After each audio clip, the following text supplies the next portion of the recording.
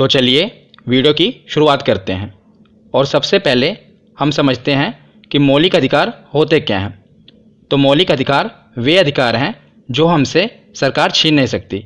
ना ही सरकार और ना ही कोई अन्य व्यक्ति मौलिक अधिकार हमसे छीन सकता है। हाँ, कुछ समय के लिए इन्हें स्थगित किया जा सकता है, जैसे कि आपातकाल के समय मौलिक अधिकार को स्थगित किया जा सकता है, पर इन्हें पूर्ण रूप से बाद में छीना नहीं जा सकता।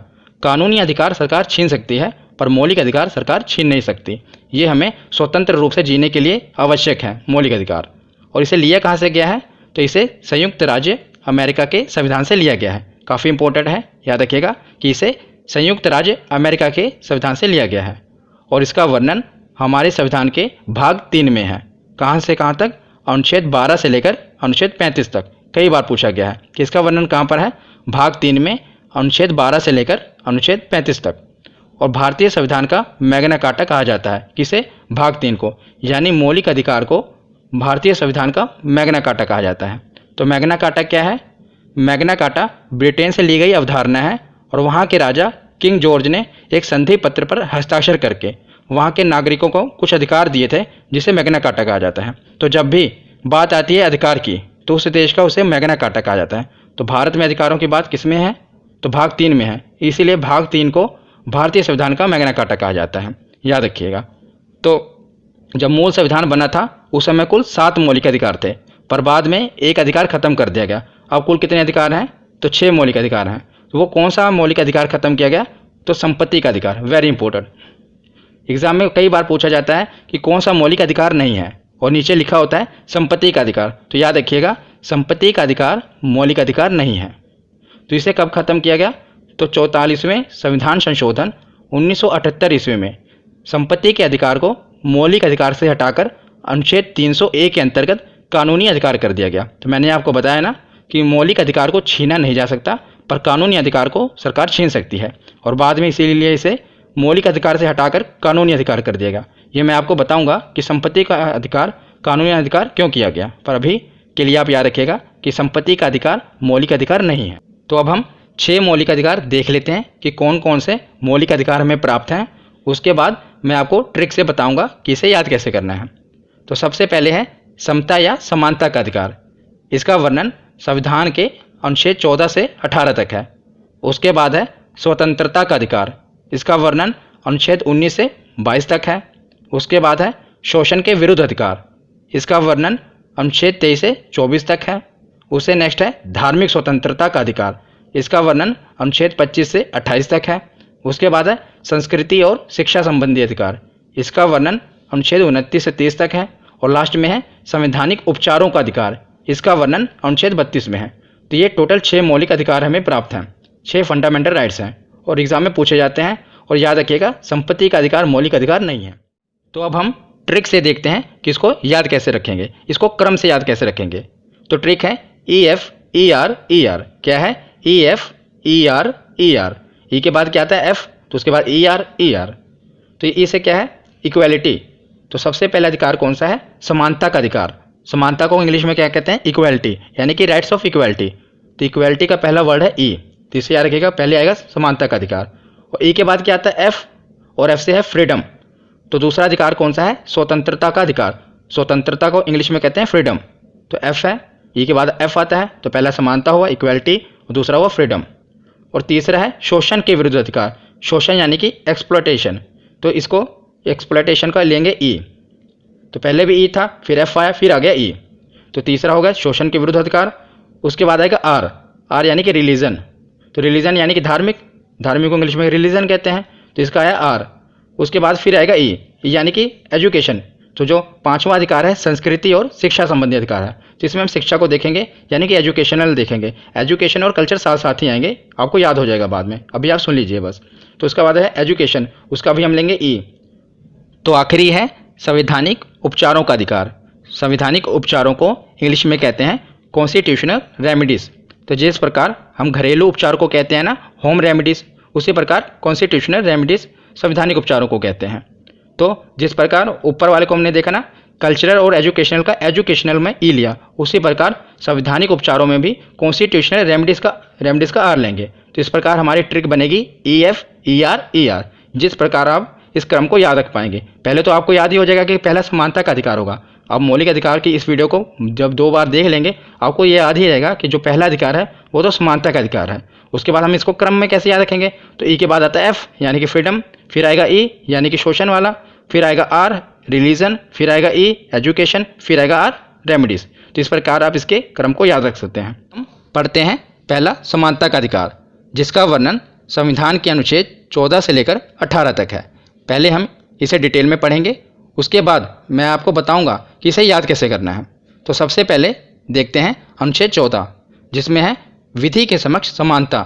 विधि मतलब कि कानून, तो कानून के सामने सब बराबर हैं। इसका अर्थ है कि कानून के सामने सब एक समान हैं तथा राज्य सभी व्यक्तियों के लिए एक समान कानून बनाएगा तथा उन पर एक समान ही लागू करेगा। मतलब कि कानून के सामने सब बराबर हैं, ये अनुच्छेद 14 में कहा गया है। तो जैसा कि ये आप इमेज देख रहे हैं, आपने फिल्मों में अदालतों में देखा होगा ये स्टैचू को, जिसकी आँख पर पट्टी बंधी होती है। तो इसमें क्या दर्शाया जाता है कि कानून के सामने सब बराबर हैं, चाहे अमीर हो या गरीब हो, सभी को एक प्रकार का न्याय मिलेगा। तो यही अनुच्छेद 14 में कहा गया है। तो उसके बाद देखते हैं अनुच्छेद 15। अनुच्छेद 15 में क्या है, धर्म, नस्ल, जाति, लिंग या जन्म स्थान के आधार पर भेदभाव पर निषेध। यानी कि राज्य के द्वारा धर्म, जाति, लिंग, नस्ल या जन्म स्थान के आधार पर नागरिकों के प्रति जीवन के किसी भी क्षेत्र में भेदभाव नहीं किया जा सकता। ये अनुच्छेद 15 में कहा गया है। अनुच्छेद 14 में समानता बताई गई है और अनुच्छेद 15 में कि किसी भी आधार पर भेदभाव नहीं किया जा सकता। तो उसके बाद है अनुच्छेद 16 कि लोक नियोजन के विषय में अवसर की समानता। लोक नियोजन के विषय मतलब कि सरकारी नौकरियों में सभी को समान अवसर मिलेंगे, सभी में समानता है। तो लोक नियोजन के संबंधित विषयों में सभी नागरिकों के लिए अवसर की समानता होगी। अवसर की समानता होगी, पर अपवाद इसमें है आरक्षण। तो संविधान में लिखा गया है कि पॉजिटिव डिस्क्रिमिनेशन किया जा सकता है। वैसे किसी के साथ भेदभाव नहीं किया जाएगा, पर पॉजिटिव डिस्क्रिमिनेशन किया जा सकता है। तो पॉजिटिव डिस्क्रिमिनेशन क्या है कि समाज का वो तबका या अभिन्न हिस्सा जो विकास की दौड़ में पीछे रह गया हो, तो उसे कुछ छूट देकर आगे बढ़ाया जाए, यानी कि आरक्षण दिया जाए। तो ये डिस्क्रिमिनेशन किया जा सकता है। आप ये नहीं कह सकते कि ये भेदभाव क्यों, सब हमें बराबर का अधिकार क्यों नहीं है। तो संविधान में ये साफ लिखा गया है कि पॉजिटिव डिस्क्रिमिनेशन किया जा सकता है। अगर कोई तबका पीछे छूट गया है तो उसे छूट देकर आपके बराबर लाया जाए, तो ये आरक्षण दिया जा सकता है। ये संविधान में कहा गया है। तो याद रखिएगा, 14 में समानता है, 15 में किसी आधार पर भेदभाव नहीं करना है और 16 में है लोक नियोजन के विषय पर समान। तो उसके बाद है अनुच्छेद 17।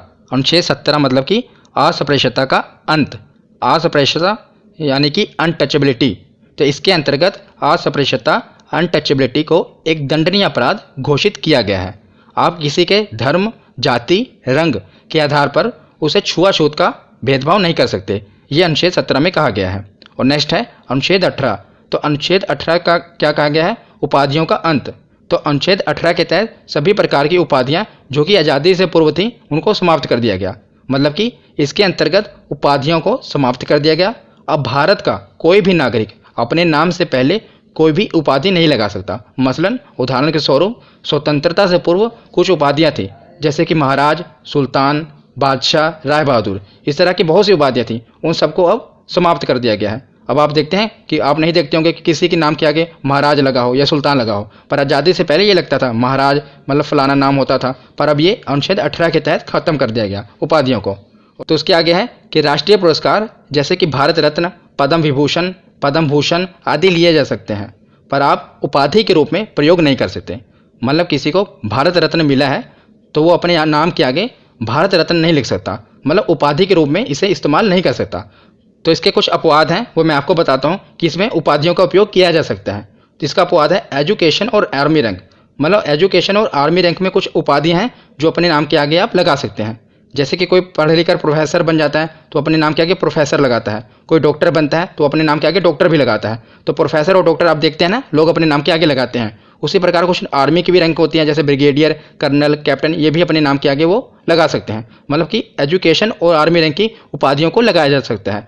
एग्जाम्पल के रूप में जैसे प्रोफेसर प्यारेलाल, प्रोफेसर लगा सकते हैं अपने नाम के आगे। डॉक्टर हाथी, तो डॉक्टर भी उन्होंने नाम अपने नाम के आगे लगाया। उसी प्रकार होता है ब्रिगेडियर भानु प्रताप, तो ब्रिगेडियर हो, कैप्टन हो या कर्नल हो, ये भी अपने नाम के आगे लगा सकते हैं। तो मतलब कि एजुकेशनल और आर्मी रैंक की ये उपाधियां लगाई जा सकती हैं। उसके अलावा कोई भी उपाधियों को अपने नाम के आगे नहीं लगाया जा सकता।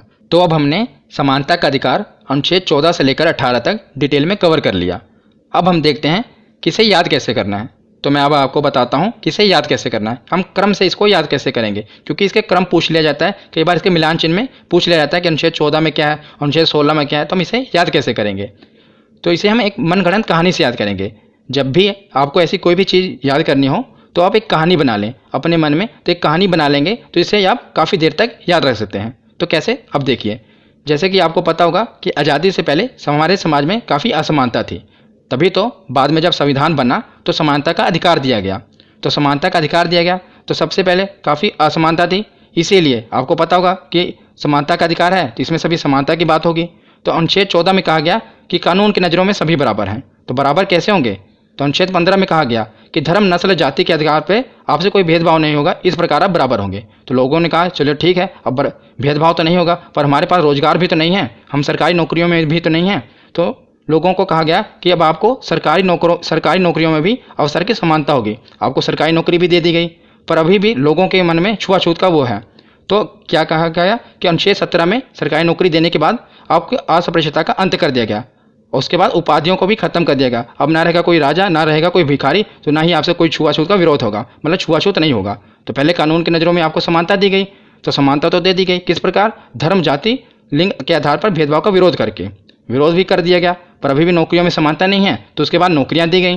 अभी भी लोगों के मन में क्या है, छुआछूत है, तो उसको खत्म कर दिया गया और उपाधियां भी खत्म कर दी गई। अब न रहेगा कोई राजा, न रहेगा कोई भिखारी, तो मतलब किसी के मन में छुआछूत नहीं रहेगा। तो समानता के अधिकार के बाद है स्वतंत्रता का अधिकार, ये दूसरा अधिकार है। इसका वर्णन अनुच्छेद 19 से लेकर 22 तक है, याद रखिएगा, अनुच्छेद 19 से लेकर 22 तक। तो अनुच्छेद 19 में क्या कहा गया है, अनुच्छेद 19 के अंतर्गत वर्तमान समय में हमें कुल 6 स्वतंत्रता के अधिकार हैं, पर मूल संविधान में 7 तरह की स्वतंत्रता का उल्लेख था। तो जब वीडियो शुरू हुई थी उस समय मैंने आपको बताया था कि मूल संविधान में 7 मौलिक अधिकार थे और वर्तमान समय में 6 मौलिक अधिकार हैं। उसी प्रकार जो अनुच्छेद 19 है उसमें भी जो स्वतंत्रता के अधिकार थे वो पहले 7 थे, पर एक खत्म कर दिया गया। तो अब स्वतंत्रता के अधिकार 19 में कितने हैं, 6 हैं। जिस प्रकार मौलिक अधिकार पहले 7 थे, 6 हैं, उसी प्रकार अनुच्छेद 19 में जो स्वतंत्रता के अधिकार थे वो भी पहले 7 थे और अब 6 हैं। तो संपत्ति के अधिकार को खत्म किया गया, वो मैं आपको बताऊंगा क्यों खत्म किया गया था, और मैं आपको ये भी याद करने का तरीका भी बताऊंगा कि इसे क्रम वाइज याद करेंगे, कैसे करेंगे। पहले हम देख लेते हैं कि है क्या क्या। तो अनुच्छेद 19A में है बोलने की स्वतंत्रता। बोलने की स्वतंत्रता यानी कि जो आप मीडिया देखते हैं, प्रेस की स्वतंत्रता है, वो भी 19A के तहत ही आती है। तो 19A में है बोलने की स्वतंत्रता। अब आज आप देखते होंगे कि एक हवाई चप्पल पहना हुआ इंसान भी हवाई जहाज में बैठे हुए मंत्री को कुछ भी बोल सकता है, मतलब उसे बोलने की स्वतंत्रता है। तो ये हमें कहाँ से मिली है, तो संविधान के अनुच्छेद 19A के तहत ही हमें बोलने की स्वतंत्रता मिली है। 19B में क्या है, सभा करने की स्वतंत्रता। 19C में क्या है, संगठन बनाने की स्वतंत्रता। 19D में क्या है, देश में कहीं भी आवागमन करने की स्वतंत्रता। 19E में क्या है, किसी भी क्षेत्र में निवास करने और बसने की स्वतंत्रता। और 19F में क्या था, संपत्ति का अधिकार। ये हमारा पहले मौलिक अधिकार था, पर इसे अब कानूनी अधिकार बना दिया गया है, संपत्ति के अधिकार को। 19G में क्या है, व्यापार करने की स्वतंत्रता। तो ये आपको मैं अभी याद करने का तरीका बताऊंगा, पर अभी आप देख लीजिए कि ये है 19A से लेकर G तक स्वतंत्रता का अधिकार, जो कि अनुच्छेद 19 में है। तो ये जो है 19F संपत्ति का अधिकार, इसे खत्म कर दिया गया। और हमारे एग्जाम में पूछा जाता है, ऑप्शन दिए होते हैं 19D, E, F, G, इसमें कौन सा स्वतंत्रता का अधिकार खत्म कर दिया गया है, तो संपत्ति का अधिकार खत्म कर दिया गया है। तो इसकी ट्रिक क्या है कि आप इसे याद कैसे करेंगे।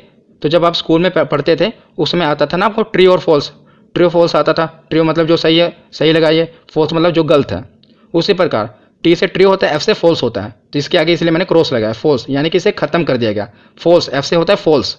तो ये जो आपको अभी छोटी सी बात लग रही होगी, पर आप जब एग्जाम में बैठेंगे आपको यही बातें क्लिक करेंगी माइंड में, क्योंकि जब आपको ऑप्शन आएगा A, B, C, F, G, तो आपको वहाँ पर यही बात क्लिक करेगी कि F से होता है फॉल्स, फॉल्स यानी कि क्रॉस।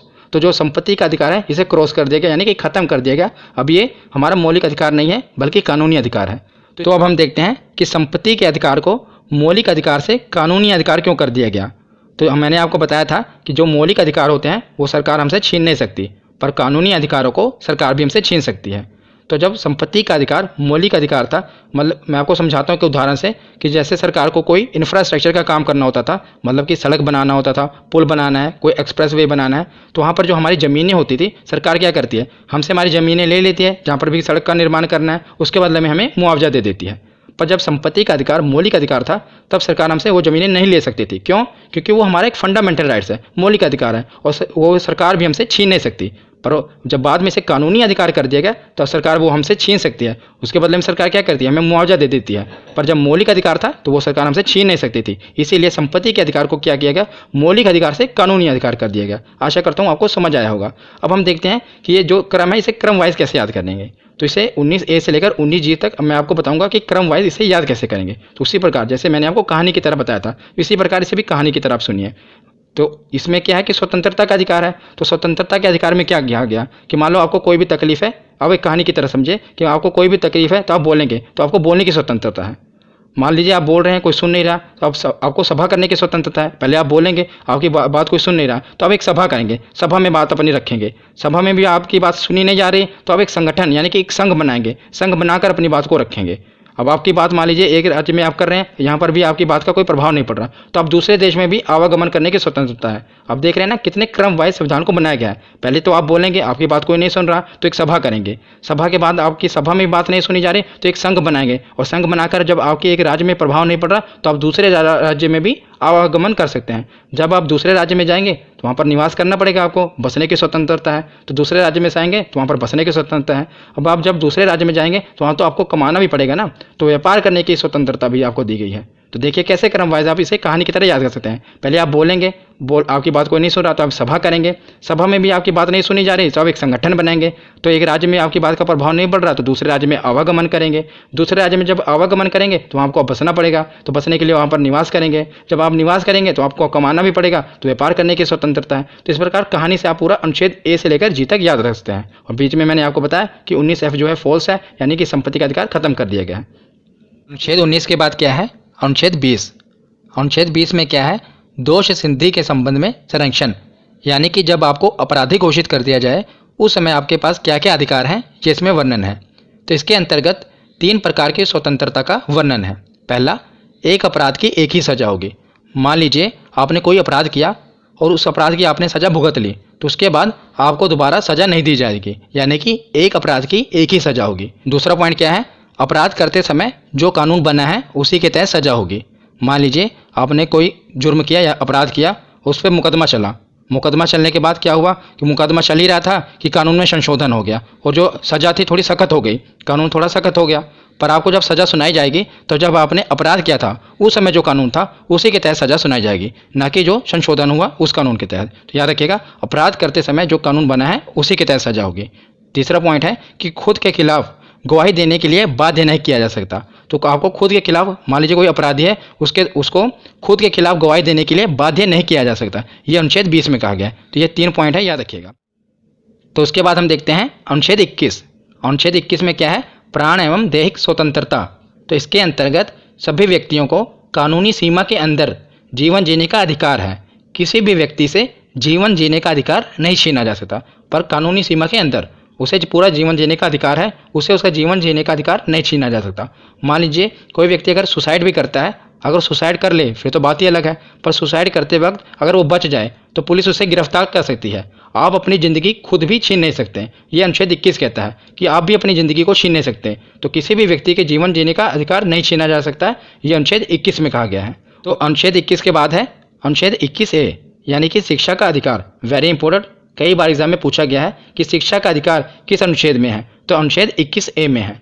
तो 86वें संविधान संशोधन 2002 के अंतर्गत 6 से 14 वर्ष की आयु के समस्त बच्चों के लिए निःशुल्क और अनिवार्य करने का प्रावधान जोड़ा गया है। तो आपने सरकारी स्कूलों में देखा होगा ना कि 6 से लेकर जो 14 वर्ष की आयु के बच्चे हैं उन्हें फ्री में शिक्षा दी जाती है। तो ये प्रावधान ये कहाँ पर है? तो अनुच्छेद 21A में शिक्षा के अधिकार दिया गया है। तो 86वें संविधान संशोधन के अंतर्गत ही ये प्रावधान है कि 6 से लेकर 14 वर्ष की आयु के बच्चों को फ्री में। उसके बाद हम देखते हैं अनुच्छेद 22। तो अनुच्छेद 22 में क्या है? गिरफ्तारी से संरक्षण। तो अनुच्छेद 22 में है गिरफ्तारी से संरक्षण। इसमें 2 पॉइंट हैं, अपराध के बाद और अपराध के पहले। तो आपको अपराध करने के बाद भी गिरफ्तार किया जाता है और अपराध करने से पहले भी गिरफ्तार किया जा सकता है। ये हम दोनों देखेंगे। तो अपराध के बाद पहले देखते हैं कि अपराध के बाद आपको गिरफ्तार किया जाए तो उस समय आपके पास क्या क्या राइट्स हैं। तो इसे कहते हैं दंडात्मक निरोध। मान लीजिए आपने कोई अपराध किया और पुलिस आपके पास आई, तो इस समय आपके पास क्या क्या अधिकार हैं? तो सबसे पहला अधिकार है कि हिरासत में लेने का कारण बताना होगा। तो आप पुलिस से वारंट मांग सकते हैं कि हमें किस लिए हिरासत में लिया जा रहा है, इसका कारण पूछ सकते हैं। पर आपने अगर मान लीजिए बहुत ही कोई संगीन जुर्म किया है तो उस समय पुलिस आपको वारंट नहीं दिखाएगी। पर आपने कोई छोटा मोटा जुर्म किया है तो आपको वारंट दिखाया जाएगा कि हिरासत में लेने का कारण बताना होगा। तो दूसरा पॉइंट है 24 घंटे के अंदर दंडाधिकारी के समक्ष पेश करना पड़ेगा। मान लीजिए पुलिस ने आपको पकड़ लिया और जेल में डाल दिया तो उसे क्या करना होगा कि 24 घंटे के अंदर आपको दंडाधिकारी मैजिस्ट्रेट यानी कि जज के सामने पेश करना पड़ेगा। ये आपका अधिकार है कि उसे 24 घंटे के अंदर आपको जज के सामने पेश करना ही पड़ेगा। तो मान लीजिए वो आपको जज के सामने ले गए तो जज आपसे पूछेगा कि आपके पास कोई बेगुनाही का सबूत है। अगर आप बेगुनाही का सबूत दे देते हैं तो जज आपको छोड़ देगा। नहीं दे पाएंगे तो आपको क्या करना होगा कि आप अपने पसंद के वकील से सलाह ले सकते हैं। मतलब आप एक वकील रख सकते हैं तो वकील आपको बताएगा भाई क्या क्या करना है, वो आपको सलाह देगा। तो ये आपको पास 3 अधिकार हैं। पहले तो आप एक कारण पूछ सकते हैं हिरासत में लेने का, दूसरा 24 घंटे के अंदर आपको जज के सामने पेश करना पड़ेगा, और तीसरा क्या है कि आप अपने पसंद के वकील से सलाह ले सकते हैं। तो ये हुआ दंडात्मक विरोध, यानी अपराध करने के बाद आपके पास क्या क्या अधिकार हैं। तो दूसरा पॉइंट है अपराध के पहले, यानी पुलिस आपको अपराध के पहले भी गिरफ्तार कर सकती है। इसे कहते हैं हम निवारक निरोध। तो निवारक निरोध कानून के अंतर्गत किसी व्यक्ति को अपराध करने के पहले भी गिरफ्तार किया जा सकता है। तो उस समय आपको कोई वारंट दिखाने की जरूरत नहीं। के बाद हम देखते हैं तीसरा अधिकार शोषण के विरुद्ध अधिकार। तो इसके 2 ही अनुच्छेद हैं, अनुच्छेद 23 और 24। तो सबसे पहले हम देखते हैं अनुच्छेद 23। तो अनुच्छेद 23 में क्या है, मानव के दुर्व्यापार और बंधुआ मजदूरी पर प्रतिबंध। इसके अंतर्गत किसी व्यक्ति की खरीद बिक्री नहीं की जा सकती है और ना ही उसे ज़बरदस्ती मजदूरी करवाई जा सकती है, और इसका उल्लंघन करना एक दंडनीय अपराध है। मतलब किसी भी व्यक्ति की खरीद बिक्री नहीं की जा सकती है, मतलब उसका व्यापार नहीं किया जा सकता मनुष्य का, और ना ही उसे ज़बरदस्ती मजदूरी करवाई जा सकती है। इसका वर्णन है अनुच्छेद 23 में, और जो इसका उल्लंघन करेगा वो एक दंडनीय अपराध है। तो अनुच्छेद 23 के बाद हम देखते हैं अनुच्छेद 24। तो अनुच्छेद 24 में है बाल नियोजन पर प्रतिबंध, यानी कि 14 वर्ष से कम आयु वाले बच्चे को कारखाने, खदानों या अन्य जोखिम भरे काम पर नियुक्त नहीं किया जा सकता। ऐसा अगर कोई करेगा तो भी एक दंडनीय अपराध है। तो मतलब कि 14 साल से कम आयु वाले बच्चे को कारखानों में काम नहीं कराया जा सकता, न ही खदानों में कराया जा सकता है, न ही कोई जोखिम भरे काम उनसे करवाए जा सकते हैं। तो ये अनुच्छेद 24 में कहा गया है। तो आज की ये वीडियो यहीं पर खत्म होती है। जो बाकी के 3 अधिकार हैं इसे नेक्स्ट वीडियो में मैं कवर कराऊंगा। तो कैसी SB Saroj Kumar सब्सक्राइब कीजिए, इस चैनल को लाइक कीजिए।